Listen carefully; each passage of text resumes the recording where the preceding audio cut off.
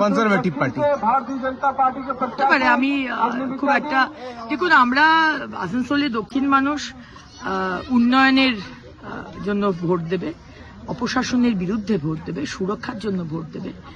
NCP party কোন party, তার কি নাম, কোথায় জানে মানুষ, তো বোকা নয়। এখন মানুষ দেখছে 21টা রাজ্যে বিজেপি সরকার চলছে এবং আমরাও বিধানসভায় এবং পশ্চিমবঙ্গে আমরা জল চাই, চাকরি চাই, আমরা রাস্তা চাই। আমাদের স্কুলগুলো বন্ধ হয়ে যাচ্ছে, প্রচন্ড খারাপ অবস্থা, স্কুলগুলোকে ঠিক করতে চাই।